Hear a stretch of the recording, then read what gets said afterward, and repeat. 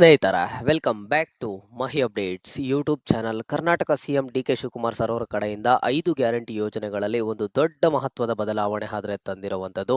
ಕರ್ನಾಟಕದ ಜನತೆ ಯಾರೂ ಎಕ್ಸ್ಪೆಕ್ಟ್ ಮಾಡಿರೋದ್ರಿಲ್ಲ ಆ ಥರದ ಬಿಗ್ ಶಾಕ್ ಆದರೆ ಕೊಟ್ಟಿರುವಂಥದ್ದು. ಗೃಹಲಕ್ಷ್ಮಿ ಯೋಜನೆಯ ಫಲಾನುಭವಿಗಳಿಗೆ ಆಗಿರ್ಬೋದು ಅಥವಾ ಬೇರೆ ಗ್ಯಾರಂಟಿ ಯೋಜನೆಯ ಫಲಾನುಭವಿಗಳಿಗೆ ಆಗಿರ್ಬೋದು, ಇಲ್ಲಿ ನಿಮಗೆ ಬಿಗ್ ಶಾಕಿಂಗ್ ಆದರೆ ಕೊಟ್ಟಿರುವಂಥದ್ದು. ಇಷ್ಟು ದಿನ ಏನು ನೀವು ಗ್ಯಾರಂಟಿ ಯೋಜನೆಗಳ ಲಾಭ ಪಡ್ಕೋತಿದ್ರಿ ಅದನ್ನು ಇನ್ಮುಂದೆ ನೀವು ಪಡ್ಕೋಬೇಕು ಅಂತ ಅಂದರೆ ಇದಕ್ಕೆ ಹೊಸದಾಗಿ ಸಿಎಂ ಅವರ ಕಡೆಯಿಂದ ಹೊಸ ಗೈಡ್ಲೈನ್ಸ್ ಅನ್ನು ಕೊಟ್ಟಿರುವಂಥದ್ದು. ಒಂದು ಹೊಸ ರೂಲನ್ನು, ಒಂದು ಹೊಸ ಮಹತ್ವದ ಬದಲಾವಣೆ ಆದರೆ ತಂದಿರುವಂಥದ್ದು.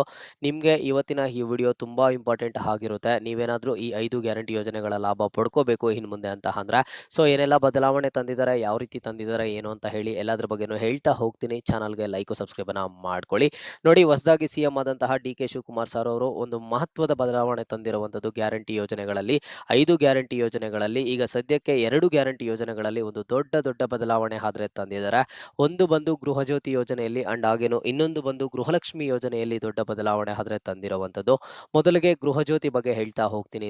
ನೋಡಿ ಗೃಹಜ್ಯೋತಿ ಯೋಜನೆಯಡಿ ನೀವೇನ್ ಮಾಡ್ತಿದ್ರಿ, ಪ್ರತಿ ಮನೆಗೂ ಸಹ ಅಂದ್ರೆ ಉಚಿತವಾಗಿ 200 ಯೂನಿಟ್ ಕರೆಂಟ್ ಅನ್ನು ಆದ್ರೆ ಕೊಡ್ತಿದ್ರು. ಇನ್ ಮುಂದೆ ನಿಮ್ಗೇನಾದ್ರೂ ಉಚಿತವಾಗಿ 200 ಯೂನಿಟ್ ಕರೆಂಟ್ ಬೇಕು ಅಂತ ಅಂದ್ರೆ ನೀವು ಮತ್ತೆ ಗೃಹಜ್ಯೋತಿಗೆ ಹೊಸದಾಗಿ ಅರ್ಜಿಯನ್ನ ಸಲ್ಲಿಸಬೇಕು. ಹೌದು, ನೀವು ಕೇಳ್ತಿರುವಂತಹ ನ್ಯೂಸ್ ನಿಜಾನೇ.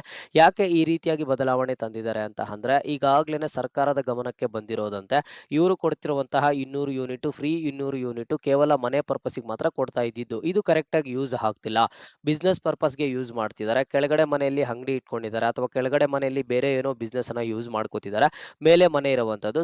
ಇದೆಲ್ಲದಕ್ಕೂ ಯೂಸ್ ಮಾಡಿಕೊಂಡು ನಾವು ಕೊಡ್ತಿರುವಂತಹ 200 ಯೂನಿಟ್ ಕರೆಂಟು ಮಿಸ್ಯೂಸ್ ಆಗ್ತಿದೆ. ನಾವು ಇದನ್ನ ಸ್ಟಾಪ್ ಮಾಡಬೇಕು.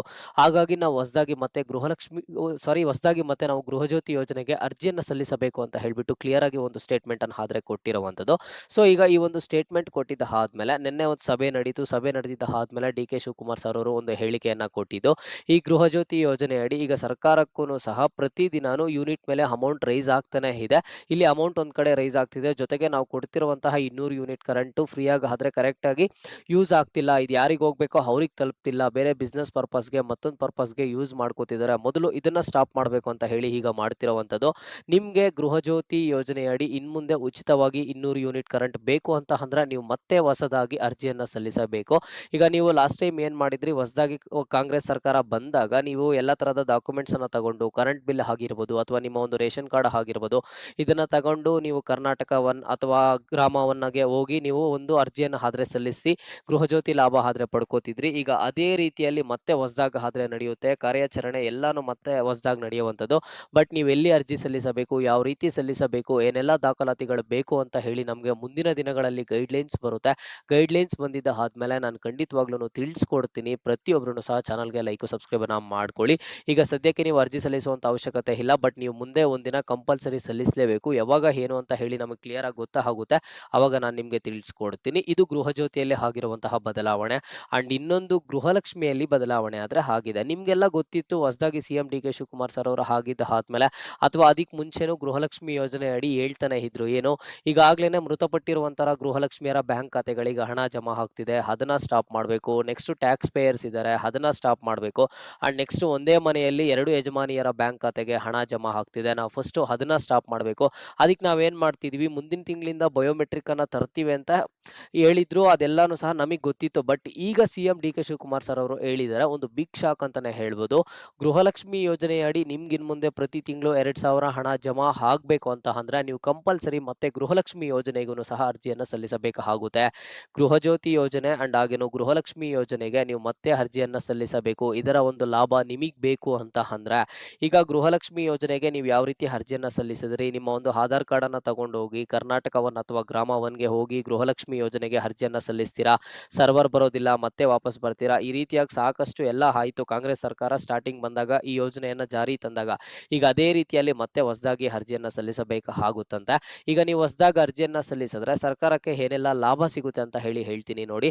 ಮೊದಲಿಗೆ ಮೃತಪಟ್ಟಿರುವಂತಹವರ ಬ್ಯಾಂಕ್ ಖಾತೆಗೆ ಹಣ ಜಮಾ ಆಗೋದು ಸ್ಟಾಪ್ ಆಗುತ್ತೆ. ಒಂದೇ ಮನೆಯಲ್ಲಿ 2 ಯಜಮಾನಿಯರ ಬ್ಯಾಂಕ್ ಖಾತೆಗೆ ಹಣ ಜಮಾ ಆಗುವಂಥದ್ದು ಸ್ಟಾಪ್ ಆಗುತ್ತೆ.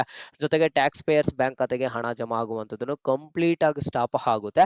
ಅಂಡ್ ಈಗ ಹೊಸದಾಗಿ ಅರ್ಜಿಯನ್ನ ಸಲ್ಲಿಸಬೇಕು ಅಂತ ಹೇಳಿದ್ದಾರೆ. ಜೊತೆಗೆ ಏನ್ ಹೇಳಿದ್ದಾರೆ ಅಂತ ಅಂದ್ರೆ, ನಾವು ಹೊಸದಾಗಿ ಅರ್ಜಿಯನ್ನ ಸಲ್ಲಿಸಬೇಕು ಅಂತ ಹೇಳ್ತಿರುವಂತದ್ದು ಅರ್ಹರ ಬ್ಯಾಂಕ್ ಖಾತೆಗೆ ಕರೆಕ್ಟ್ ಆಗಿ ಹಣ ಜಮಾ ಆಗ್ಲಿ, ಅರ್ಹರಿಗೆ ಕರೆಕ್ಟ್ ಆಗಿ ಕರೆಂಟ್ ಯೂಸ್ ಆಗ್ಲಿ ಅಂತ ಹೇಳಿ. ಅದನ್ನ ಬಿಟ್ರೆ ನಾವು ಯಾವುದೇ ಯಾವುದೇ ಕಾರಣಕ್ಕೂ ಗೃಹಲಕ್ಷ್ಮಿ ಯೋಜನೆ ಆಗ್ಲಿ, ಗೃಹಜ್ಯೋತಿ ಯೋಜನೆ ಆಗ್ಲಿ ಯಾವುದನ್ನು ಸ್ಟಾಪ್ ಮಾಡೋದಿಲ್ಲ. ಹೊಸದಾಗಿ ಅರ್ಜಿಯನ್ನ ಸಲ್ಲಿಸಬೇಕು. ಅದನ್ನ ಬಿಟ್ರೆ ನಾವು ಈ ಒಂದು ಗ್ಯಾರಂಟಿ ಯೋಜನೆಗಳನ್ನ ಯಾವುದೂ ಸ್ಟಾಪ್ ಮಾಡೋದಿಲ್ಲ ಅಂತ ಹೇಳಿದ್ದಾರೆ. ಸೊ ಈಗ ನಿಮ್ಗೆಲ್ಲ ಏನ್ ಬೆನಿಫಿಟ್ಸ್ ಆಗುತ್ತೆ ಅಂತ ಹೇಳ್ತೀನಿ ನೋಡಿ. ಮೊದಲಿಗೆ ಗೃಹಲಕ್ಷ್ಮಿ ಯೋಜನೆಗೆ ಅರ್ಜಿಯನ್ನ ಸಲ್ಲಿಸ್ತೀರಾ. ಈಗ 30ನೇ ಕಂತಿನ ಹಣದವರೆಗೂ ಹಣ ಜಮಾ ಆಗಿದೆ. ಮುಂದೆ ಜಮಾ ಆಗುವಂತಹ ಹಣ ಪ್ರತಿ ತಿಂಗಳು ಕರೆಕ್ಟಾಗಿ ಹಣ ಜಮಾ ಮಾಡ್ತಾರೆ.